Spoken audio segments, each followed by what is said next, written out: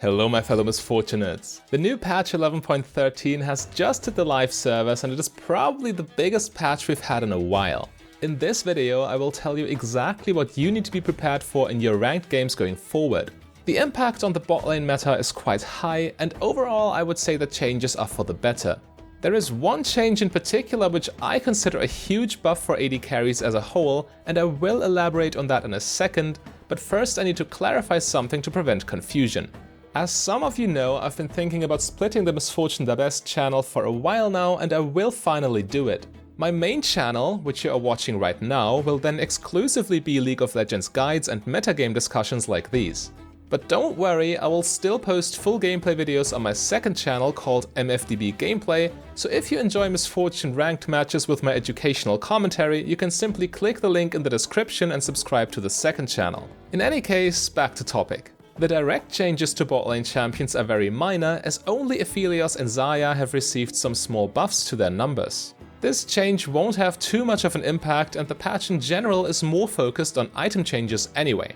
Here we have a big nerf to Divine Sunderer, which should finally bring Ezreal back in line, as he has been terrorizing solo queue for way too long at this point. Interestingly enough though, we also have a nerf to Gale Force. Was this item problematic in any way, shape or form? The answer is a hard no. Most marksmen are buying Kraken Slayer anyway, and Gale Force doesn't see much play to begin with. What's more, this item is the only option you have to outplay bruisers and assassins, whose only purpose seem to be to one-shot you in less than a second, preventing you from playing the game at all. Yet despite this unjustified nerf, I will still argue that especially immobile AD carries are in a much better spot now. The reason for this is of course the Stridebreaker Rework. Riot completely removed the dash from the items active this patch, which means we can finally kite champions like Garen or Darius again without them being able to engage on us from a mile away. Yes, the stat profile got better on Stridebreaker and bruisers got compensated in other ways for the loss of this dash, but all that doesn't really matter. The bottom line is, if a bruiser gets into melee range against an AD carry, the AD carry is dead.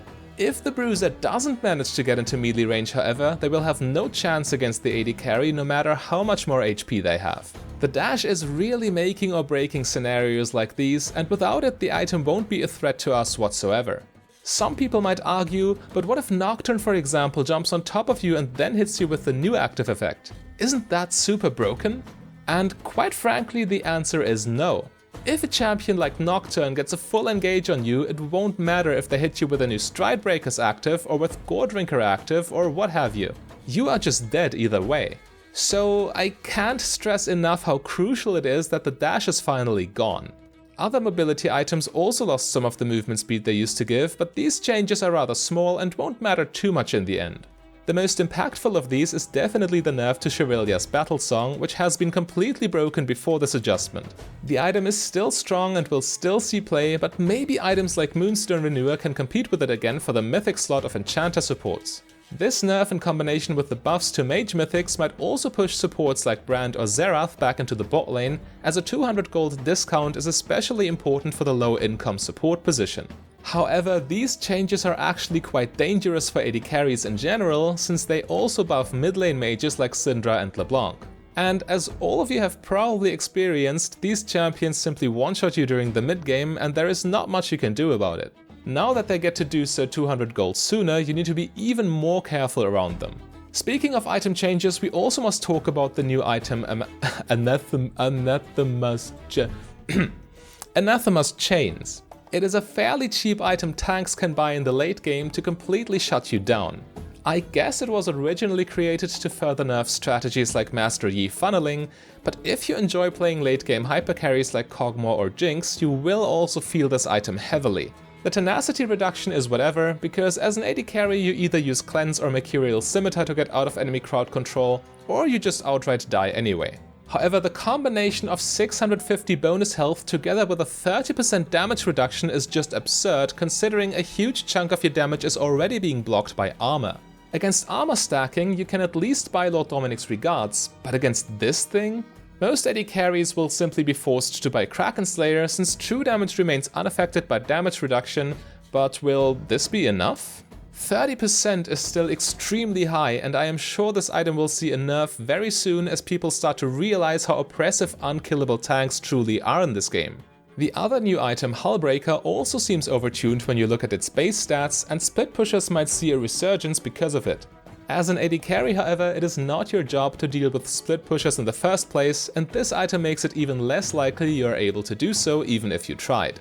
So do yourselves a favor and just stick with your team instead, as team fighting is what AD carries are good at anyway. More importantly though, the Tahm Kench rework hit the live servers this patch as well, and he is very likely to make waves in the bot lane meta as a support champion again. The most impactful change here is to Tahm Kench's W ability, which has been swapped with his former ultimate. He will now be a much more aggressive engage support, as his new W can be used roughly every minion wave in lane, and also comes with a 1-second knock-up effect when you hit your enemy with it. Knock-ups are the strongest form of crowd control in the game, so watch out for this ability. Post level 6, Tahm Kench will also be able to combo his W with his ultimate and bring his jungler into the fight with him. Whenever he is missing, you need to assume you're about to get into a 2 vs 3 situation, so play as if you were against a bot player preparing his magical journey, as the abilities are very similar in concept. Interestingly enough, Tahm Kench's ability power ratios also look a little bit overtuned, and I wouldn't be surprised at all if suddenly you are buying mage items on him and start one-shotting people. Just food for thought though. If it is truly as oppressive as it looks, Riot will tune it down for sure. Now, with all of this information, you could just jump into your next ranked game right away, but it is probably a better idea to click the link on your screen and refresh your AD carry lane phase knowledge real quick.